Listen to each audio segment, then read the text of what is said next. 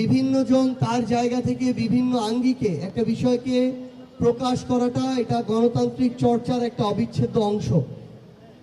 সেই অংশে যদি আমরা এইভাবে আক্রমণ করে সেটাকে বাধাগ্রস্ত করতে চাই, সেটা বরং ক্ষতিগ্রস্ত হয় না, বরং আরো শক্তিশালী হয়ে ওঠে।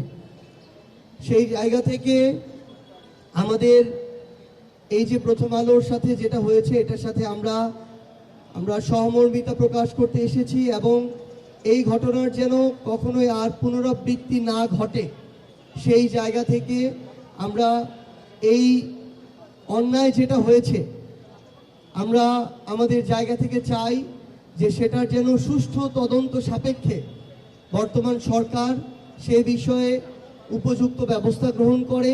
আমরা যেমন সংবাদপত্রের স্বাধীনতা চাই, ঠিক তেমনি আমরা এই সংবাদপত্র থেকে শুরু করে ইলেকট্রনিক এবং প্রিন্ট মিডিয়ার সাথে যে ব্যক্তি প্রতিষ্ঠান সম্পৃক্ত আছে তাদের থেকে আমরা সর্বোচ্চ পেশাদারিত্বও চাই। আমরা আহ্বান করব পুরো দেশের মানুষকে, দেশের এবং দেশের বাইরে বাংলাদেশপন্থী যারা আছেন তাদের কাছে আমরা আমাদের জায়গা থেকে যেন আমাদের এই প্রত্যেকটা প্রতিষ্ঠানের ব্যক্তির ওইটুকু স্বাধীনতা নিশ্চিত করি। দিন শেষে মানুষ ঠিক করবে যে কারা কাদের জায়গা থেকে সঠিক জায়গায় রয়েছে, কারা ভুল জায়গায় রয়েছে। কিন্তু এই ধরনের আক্রমণ কখনোই আমরা আমাদের জায়গা থেকে প্রত্যাশা করি না। যখন ইন্টারনেট শাটডাউন ছিল তখন আমরা প্রথম আলোর মাধ্যমে জানতে পারতাম যে আজকে আমরা আমাদের কয়জন ভাইকে হারিয়েছি, কয়টা লাশ পড়েছে, কয়জন মানুষ আজকে শহীদ হয়েছে।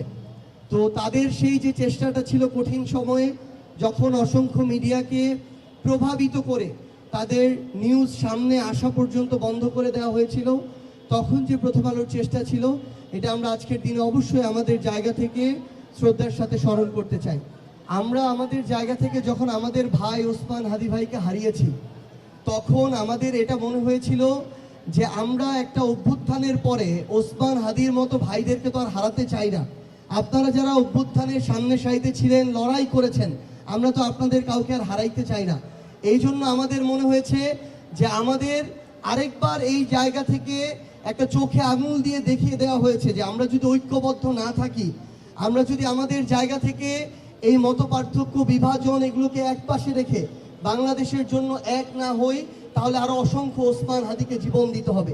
সেটা আমরা আজকের দিনেও বিশ্বাস করি যে আমাদের অন্তত অভ্যুত্থানের পরে যখন আমরা আমাদের ভাই ওসমান হাদিকে হারালাম এখন পর্যন্ত সেটার আমরা বিচারটুকু পাইনি এবং ওই অগ্রগতিও আমরা সেভাবে দৃশ্যমান দেখতে পাচ্ছি না, তখন এটা আমাদের আরেকটা শিক্ষা দেয়, আরেকবার এই মৃত্যুটা, ওসমান হাদি ভাইয়ের শহীদ হওয়াটা আমাদের মনে করিয়ে দেয় যে আমাদের ঐক্যবদ্ধভাবে থাকতে হবে। বাংলাদেশের জন্য, বাংলাদেশপন্থী আমরা যারা আছি, আমাদের লড়াইটা চালিয়ে যেতে হবে। আমরা যদি বিভাজন করি, এই বিভাজনের সুযোগ নিয়ে এই ধরনের অসংখ্য আরো অপ্রত্যাশিত ঘটনা হতে পারে।